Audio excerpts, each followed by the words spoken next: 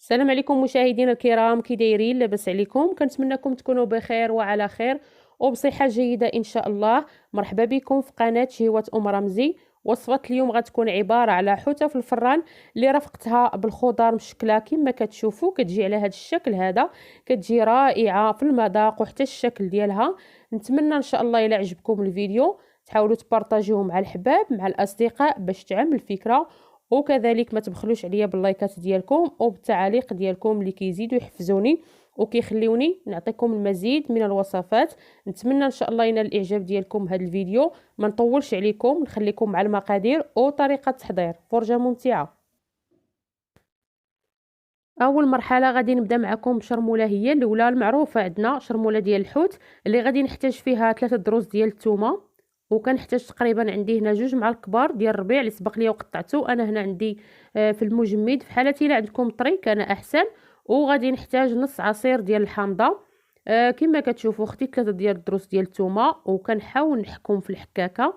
غادي نضيف على هاد الربيع والثومه نص عصير ديال الحامض اللي غادي نحاول نعصرو بين يديا. كنحاول نحيد داك البذور ديالها. غادي نضيف شويه ديال زيت الزيتون، شويه ديال الملحه. ممكن تعوضوا زيت الزيتون بزيت نباتيه، كيبقى داكشي على حسب الرغبه ديالكم وعلى حسب الاختيار. غير زيت الزيتون كيبقى الطعم ديالها كيجي زوين في شرموله. غادي نضيف شويه ديال البزار، شويه ديال القزبور بودره، شويه ديال الكمون،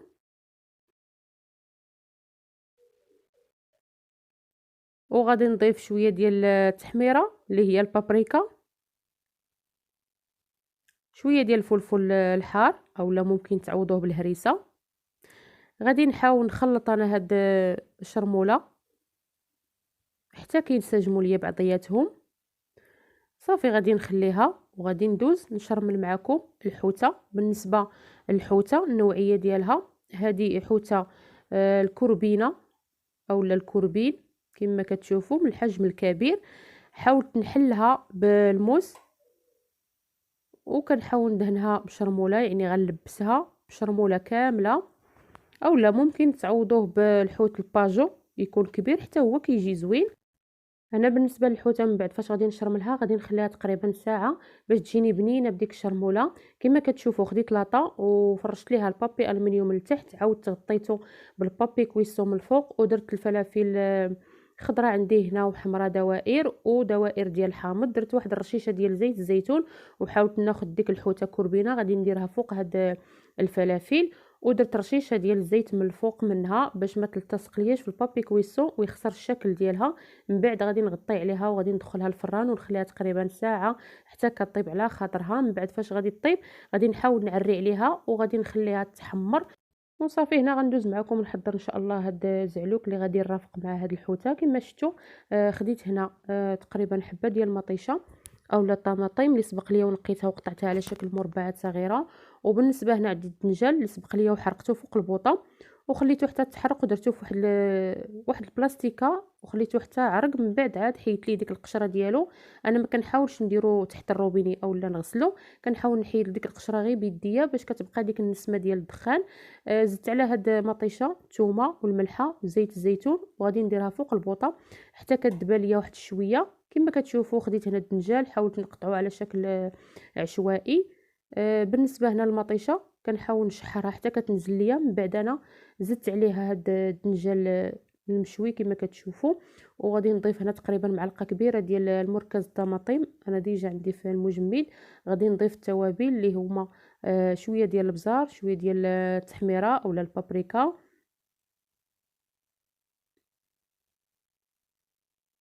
سكينجبير اللي هو الزنجبيل، حيت كاين الدول العربيه ما كيفهموش اللهجه ديالنا، هادشي علاش كنبغي نوضح. وغادي نحتاج هنا الخرقوم البلدي اللي هو الكركم، شويه ديال الكمون، شويه ديال الربيع مقطع. صافي غادي نبقى نحرك مره مره، انا كنحاول نمعس هذاك الدنجال باش ما يبقاش باين ليا. ودابا كما كتشوفوا غندوز معكم نشرمل معكم هاد الفلفله هادي. درت ليها نفس الطريقه اللي درت الدنجال حتى هي حرقتها، ومن بعد درتها في واحد البلاستيكه وحاولت نحيد ليها ديك القشره ديالها بلا ما تغسلوها. غادي نضيف واحد شويه ديال الزيت، زيت الزيتون، شويه ديال الملحه، شويه ديال البزار، شويه ديال الكمون. بالنسبه لهاد الطريقه ديال الفلفله صراحه هما الدار كيحماقوا عليها، كتعجبهم بزاف حيت كتجي متبله وكتجي بنينه. غادي نضيف هنا شويه ديال التحميره اللي هي البابريكا، غادي نحاول نشحرها فوق البوطه اللي زدت عليها واحد شويه زيت الزيتون. وصافي هنا كما كتشوفوا خديت انا هنا البطاطا اللي سبق ليا وقطعتها وسلقتها، من بعد زدت عليها واحد شويه ديال الملحه، شويه ديال المعدنوس، شويه ديال البزار، وقطرات زيت الزيتون. وكما كتشوفوا هنا خديت مقيله درت فيها 2 دروز ديال الثومه، درت واحد شويه ديال زيت الزيتون، حاولت نشحر ديك الثومه. غادي نضيف عليها خيزو اولا الجزر اللي سبق ليا وسلقته حتى هو، ضفت عليه شويه ديال الملحه، شويه ديال البزار، شويه ديال المعدنوس. وهنا كما كتشوفوا هذه شلاضه معروفه عندنا ديال الباربه، خديت الباربه وسلقتها، من بعد قطعتها وزدت عليها شويه ديال المعدنوس، شويه ديال الملحه، شويه ديال البزار، وقطرات ديال زيت الزيتون، ودرت شويه ديال الخل باش تجيني محمضه. هنا تقريبا راني ساليت الخضره مشكله. دابا غادي ندوز معكم الحوته اللي حضرت معكم. كما شفتوا النتيجه هي هذه. من بعد فاش دخلتها الفران وخليتها تقريبا ساعه حتى حسيت بها طابت، عريت عليها وخليتها تحمرات ليا من الفوق. كما شفتوا غادي نحاول نهزها، يعني بالنسبه للهزه راه ما كتهرس، ما كيخسرش الشكل ديالها ما والو. خاصكم غير تعرفوا الطريقه ديال الهزه ديال الحوته. غادي نديرها في واحد البلاطو اللي سبق ليا وفرشت ليه وريقات ديال الخس، وحاولت ندير داك زعلوك اللي حضرت معكم وديك الفلفله المتبله درتها في واحد طبيصلات كما شفتوا. حاولت نديرهم في الجنيبات باش يعطيوني واحد المنظر اللي هو جميل.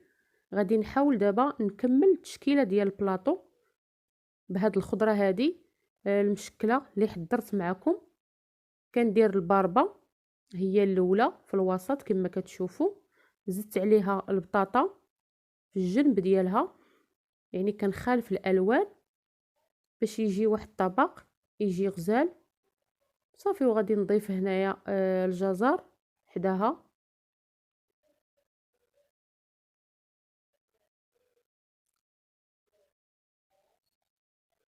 وهنا كما كتشوفوا اللمسه الاخيره دوك الفلافل اللي درت من تحت الحوته، يعني ما غاديش نضيعهم. حاولت نزين بهم هاد الحوته، ودرت شويه ديال الزيتون الاسود يعني كاضافه اولا كتزيين.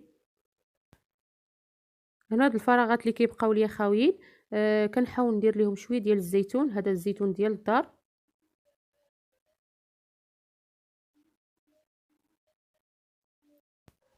وهذا هو الشكل النهائي ديال هذا الطبق الهائل اللي كيجي رائع بطريقه سهله بالنسبه للحوته، يعني ما كتاخذ لكمش واحد الوقت طويل. بالنسبه للتتبيله ديالها راه ساهله، كلشي كيعرف الشرموله ديال الحوت، وكيجي صراحه طبق رائع وفي المستوى وكيشبع لانه هو راه طبق رئيسي. نتمنى ان شاء الله ينال الاعجاب ديالكم هذا الفيديو، وكالعاده ما تبخلوش عليا باللايكات ديالكم.